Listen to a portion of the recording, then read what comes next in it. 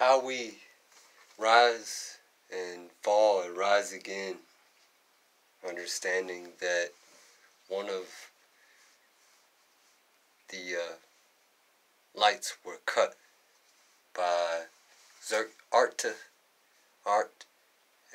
Xerxes, and Jesus Christ was crossed in order to take King David up, but hung on the tree is Xerxes or Darius.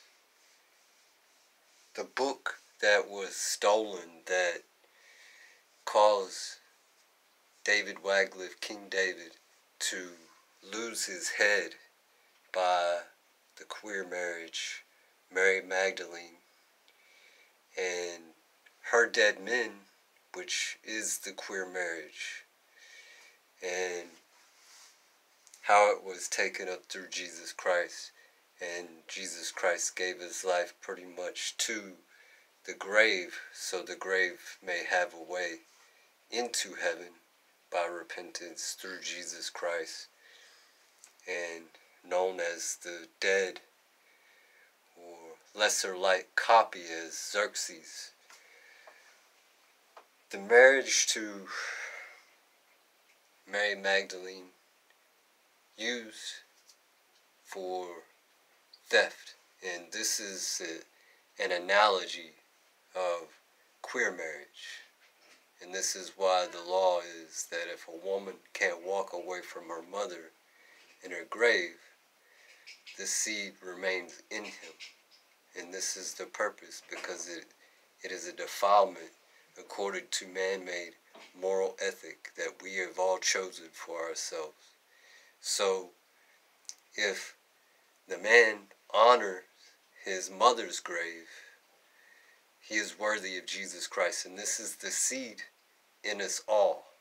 And when I say that, understanding that the grave is used widely as a thief, according to divinations who aid in book writers, movie editors, government systems, presidents, all these things.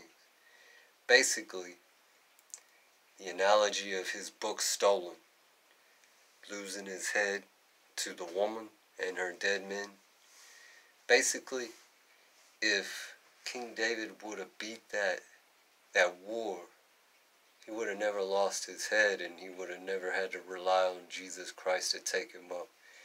We don't know today if, because Xerxes is hung on the tree, or Darius, I'm not sure if those are one and the same or two different people, but hung on the tree of Judah, we're not sure if the rise and the fall and the rise again actually takes place, rather a divination in all the people, until we all finally are plagued in disease and the world has cut the cattle, the livestock, and the plantations, the crops.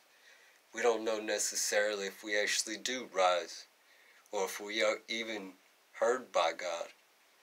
We have no idea, but this is what it states in all the scriptures that I've been sharing. The Ark of the Covenant and the 12 stones that dried it out or thefted it. That was the times of David Waglif and Jesus Christ, who was cut, and now it's the 10 stones, or the 10 persons upon one stone, but a renewing through basically the Lord of hosts, which would be the one hung on the tree of Judah, or the light that overcomes, that lesser light, at which we call the Lord of hosts. No one really knows if we are actually heard by God unless we separate Satan from Satan, which is the analogy written in the book of Revelations. So I thought I would share these things as I am going through similar situations. I'm not with any women, but Hebrews 11:31 through 40 has been a wide arrangement in my life. I was a thief in my younger ages, but I always gave. Nobody ever sees that stuff. I still do. Anyhow, Book of Life.